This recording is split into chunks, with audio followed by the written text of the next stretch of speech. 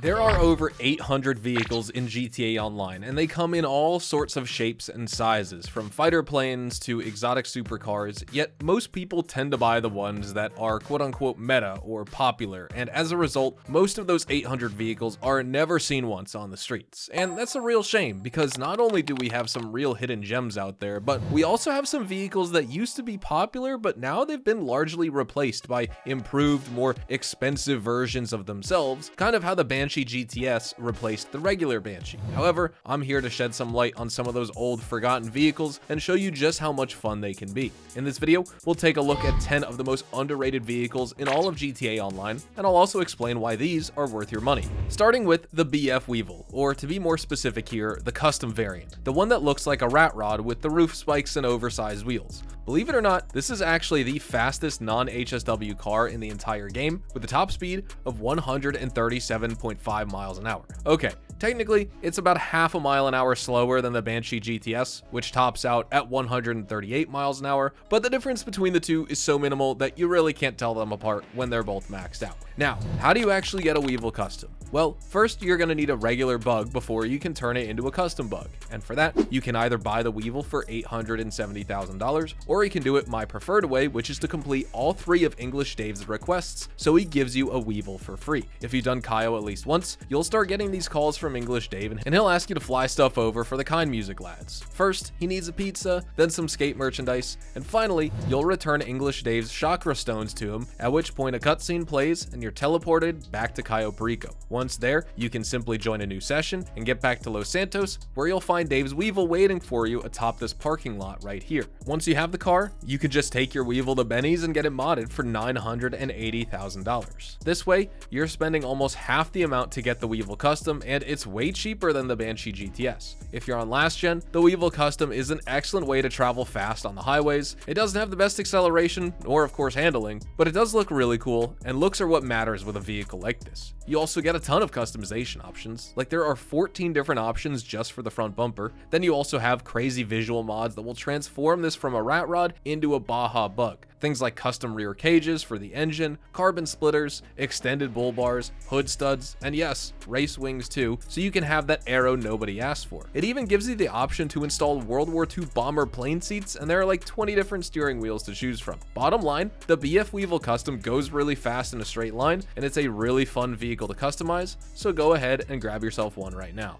Next at number 2, we've got the Brickade 6x6. Now, I know what you're thinking. Clearly this isn't underrated because it's one of the best solo businesses in the entire game, and I even did a guide recently talking about how you can make $80,000 an hour with the Acid Lab. However, today, I'm not talking about the funny stuff that goes on in the back of the lab. I'm talking about the vehicle itself, which I still think is one of the most underrated PvP free roam machines in the game. For starters, it has the second highest explosive resistance of any vehicle in the game and can tank 48 RPGs as well as homing missiles. In fact, the only vehicle that surpasses the Acid Lab in terms of pure explosive resistance is the MOC, and while it is tankier, the MOC is also a bigger target and not nearly as maneuverable as the Brickade 6x6. The Brickade, with its top speed of over 90 miles an hour, is also faster than the Terabyte, and it comes with bullet-resistant windows as well as proximity mines to dissuade any attackers who are pursuing you. And honestly, if they get too close for comfort, you can always extend your arm through the side windows and give them a nice little sticky bomb present to take to their graves. Another really underrated armored vehicle that I'd love to see more of is the HVY Insurgent Pickup Custom. This 8-ton armored steel giant is surprisingly nimble for its size and weight, as it can go over 98 miles an hour on the freeway, and once you get into the hills, it will still keep up with dedicated off-road vehicles thanks to the excellent all-wheel drive and really aggressive off-road tires that it has. The Pickup Custom's armor can also sustain 27 homing missiles and 9 RPGs before being destroyed, which makes it a better tank than an actual tank like the Kanjali. And it comes with a 50 cal heavy machine gun turret on the roof, which does insane amounts of damage to both players and vehicles. Plus, there's seating capacity for 9. Yes, you heard that right, 9 players, which means you can carry 1/3 of the entire lobby in an Insurgent Pickup Custom. Depending on how much bunker research you've done, you can also add window armor and a triple barrel minigun to this truck, but I still think it's a really good vehicle without those upgrades. To get this vehicle, you'll need to buy the regular Insurgent Pickup first, which costs $1.8 million, and then you can upgrade it at your MOC or Avenger Vehicle Workshop for a further $200,000. In total, it'll cost you a little over $2 million, but you're getting one of the best armored cars in the entire game, so I think it's well worth it.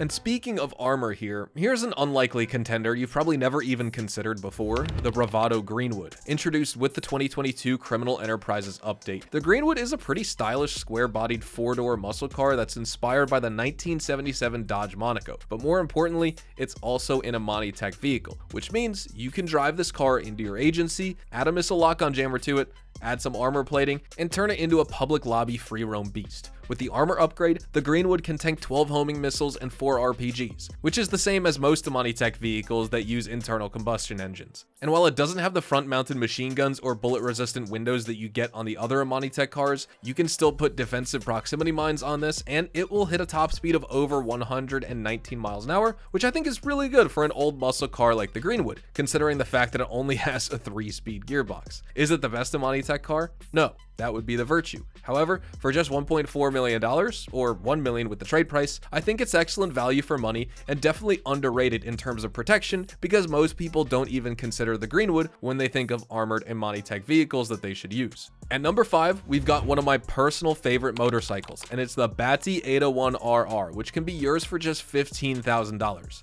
Then, with some really cheap engine and turbo upgrades, you can transform this into one of the most exciting bikes in the entire game. Fun fact here, the fully upgraded Bati 801RR can hit a top speed of 135 miles an hour, and it's actually faster around a track than most supercars in the game. Yes, even high-end cars like the Coil Cyclone 2 and Truffati Thrax. The Bati 801RR embarrasses most of them for just a small fraction of the price, and you can buy this at level 1 as well on a brand new account just by doing a stash house. Even in its stock configuration, the Bati 801RR will carry you through every single time trial in the game, and it's my go-to ride of choice whenever I'm doing a cluck and belt on a new account. So not only will the Bati go fast, but it's also going to make you a lot of money if you're someone who's new to the game, and that's why it easily makes it onto my list. Everyone talks about the Shitsu Hakucho drag, but the Bati 801RR is definitely worth it.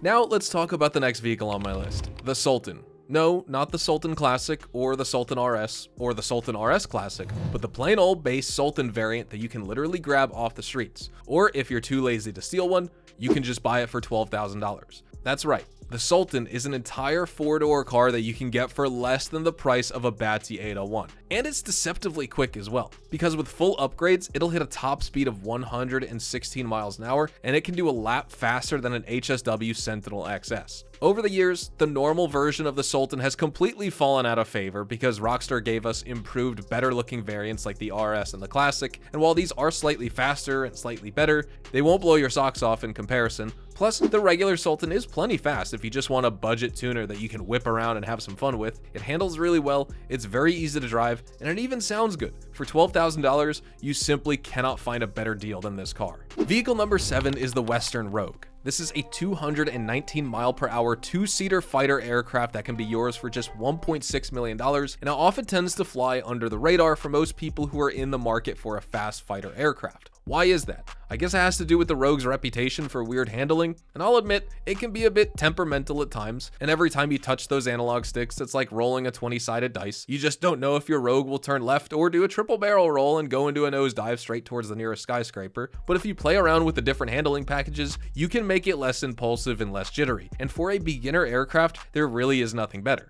I mean, the Rogue comes with pretty much everything you need in free roam lobbies. It has homing missiles, an explosive autocannon, bombs, and even flares for countermeasures. In a turning fight, it can't keep up with the best of them like the Pyro, but it will be more than sufficient enough in the hands of a skilled pilot, and that's exactly what the Rogue is supposed to be, the ultimate trainer aircraft, equipped with every tool for every situation, but it is up to you as the pilot to go the rest of the distance with your skills, because the aircraft gives you more than enough firepower and speed to handle anything and anyone you'll ever come across, and it does all this for a quarter of the price of a Raiju.